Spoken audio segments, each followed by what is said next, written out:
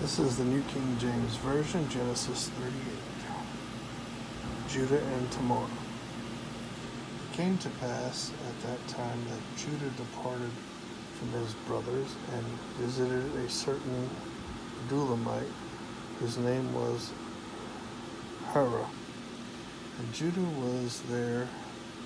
And Judah saw there a daughter of a certain Canaanite, whose name was Shua. And he married her and went into her. So she conceived and bore a son. He called his name She conceived again and bore a son, and she called his name Onan. And she conceived yet again and bore a son, and called his name Shelah. He was at Shizib when she bore him. Then Judah took a wife for his firstborn, and her name was Tamar. But Judah's firstborn, was wicked in the sight of the Lord, and the Lord killed him. And Judah said to Onan, Go into your brother's wife and marry her, and raise up an heir to your brother. But Onan knew that the heir would not be his, and it came to pass, when he went into his brother's wife, that he admitted on the ground, lest he should give an heir to his brother. And the thing which he did displeased the Lord, therefore he killed him also.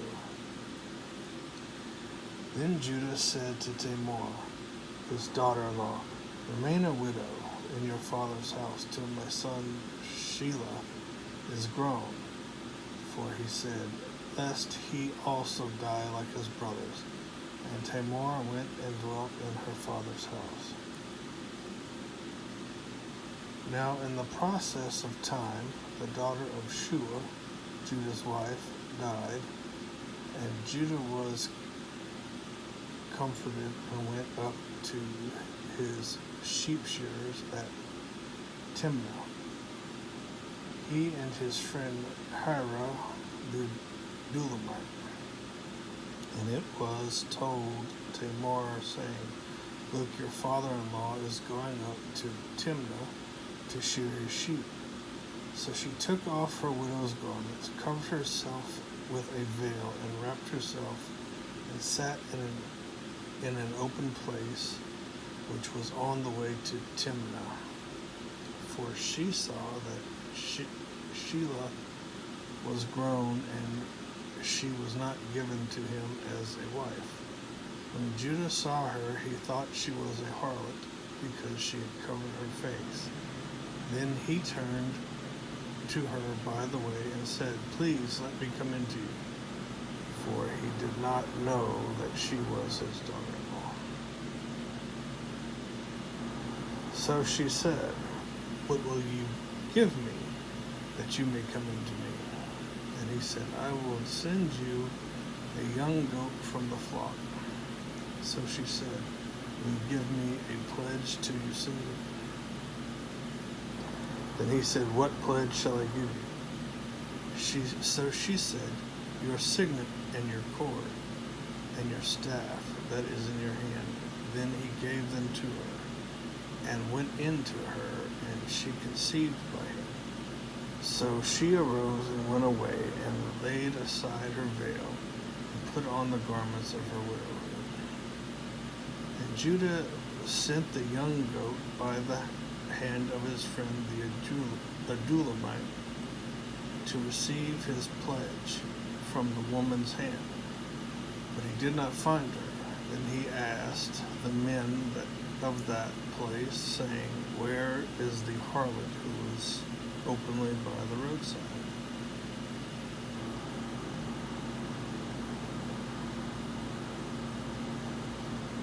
And they said, There is no harlot in this place. So he returned to Judah and said, I cannot find her. Also the men of the place said, There was no harlot in this place.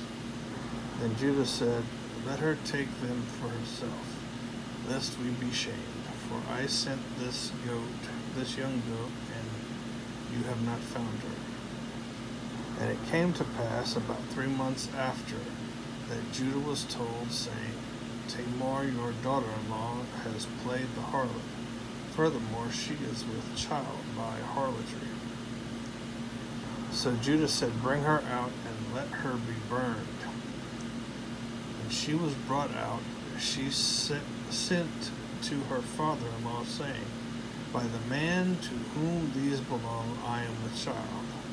And she said, Please determine whose these are, the signet and cord and staff. So Judah acknowledged them and said, She has been more righteous than I, because I did not give her to Shelah my son. And he never knew her again. Now it came to pass that at the time for giving birth, that behold, twins were in her womb. And so it was when she was giving birth, that the one put out his hand, and the midwife took a scarlet thread and bound it on his hand, saying, This one came out first. Then it happened as he drew back his hand, that his brother came out unexpectedly. And she said, How did you break through? This breach be upon you. Therefore his name was called Perez. Afterward his brother came out, who had the scarlet thread on his hand, and his name was called Zerah.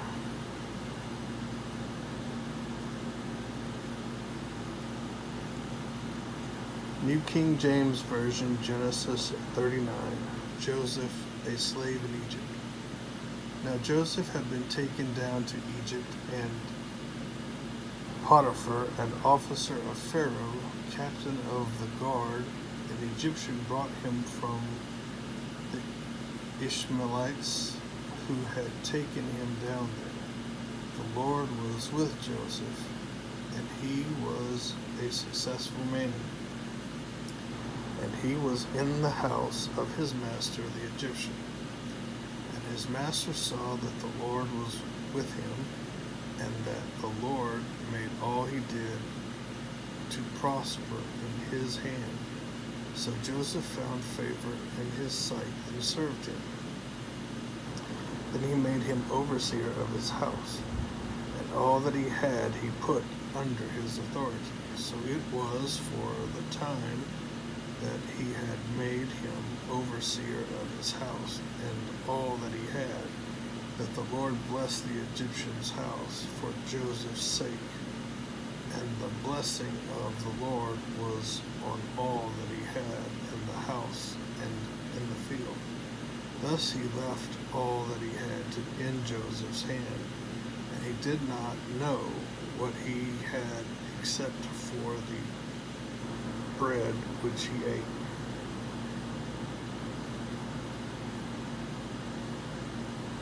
Now Joseph was handsome in form and appearance.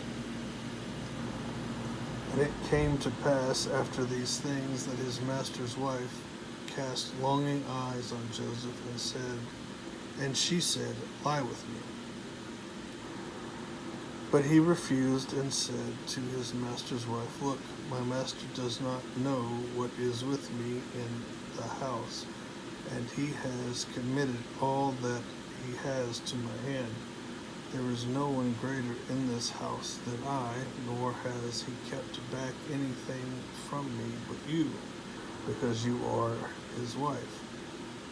How then can I do this great wickedness and sin against God?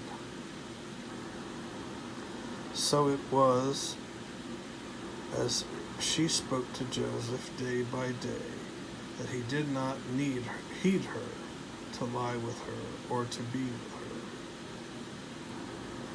But it happened about this time when Joseph went into the house to do his work, and none of the men of the house was inside, that she caught him by his garment, saying, Lie with me. But he left his garment in her hand and fled and ran outside. And so it was when she saw that he had left his garment in her hand and fled outside, that she called to the men of her house and spoke to them, saying, See, he has brought into us a Hebrew to mock us. He came into me to lie with me, and I cried out with a loud voice, and it happened. When he heard that I lifted my voice and cried out, that he left his garment with me and fled and went outside. So she kept his garment with her until his master came home. Then she spoke to him with words like these, saying, The Hebrew servant whom you brought to us came to me to mock me. So it happened, as I lifted my voice and cried out, that he left his garment with me and fled outside. So it was, when his master heard the words which his wife spoke to him, saying, Your servant did to me after this manner, that his anger was aroused. Then Joseph's master took him and put him into the prison, a place where the king's prisoners were confined. And he was there in the prison. But the Lord was with Joseph and showed him mercy, and he gave him favor in the sight of the keeper of the prison. And the keeper of the prison committed to Joseph's hand all the prisoners who were in the prison. Whatever they did there, it was his doing. The keeper of the prison did not look into anything that was under Joseph's authority, because the Lord was with him, and whatever he did, the Lord made it prosper. New King James Version, Genesis 40. The prisoner's dreams. It came to pass after these things that the butler and the baker of the king of Egypt offended their lord, the king of Egypt, and Pharaoh was angry with his two officers, the chief butler and the chief baker. So he put them in custody in the house of the captain of the guard, in the prison, the place where Joseph was confined. And the captain of the guard charged Joseph with them, and he served them. So they were in custody for a while. Then the butler and the baker of the king of Egypt, who were confined in the prison, had a dream, both of them, each man's dream in one night, and each man's dream with its own interpretation. And Joseph came into them in the morning and looked at them and saw that they were sad. So he asked Pharaoh's officers who were with him in the custody of the Lord's house, saying, Why do you look so sad today? And they said to him, We each have had a dream, and there is no interpreter of it. So Joseph said to them, Do not interpretations belong to God? Tell them to me, please. Then the chief butler told his dream to Joseph and said to him, Behold, in my dream a vine was before me, and in the vine were 3 branches. It was as though it budded, its blossoms shot forth, and its clusters brought forth ripe grapes. Then Pharaoh's cup was in my hand, and I took the grapes and pressed them into Pharaoh's cup, and placed the cup in Pharaoh's hand. And Joseph said to him, This is the interpretation of it. The 3 branches are 3 days. Now within 3 days Pharaoh will lift up your head and restore you to your place, and you will put Pharaoh's cup in his hand according to the former manner, when you were his butler. But remember me when it is well with you, and please show kindness to me. Make mention of me to Pharaoh, and get me out of this house. For indeed I was stolen away from the land of the Hebrews, and also I have done nothing here that they should put me into the dungeon. When the chief baker saw that the interpretation was good, he said to Joseph, I also was in my dream, and there were 3 white baskets on my head. In the uppermost basket were all kinds of baked goods for Pharaoh, and the birds ate them out of the basket on my head. So Joseph answered and said, This is the interpretation of it. The 3 baskets are 3 days.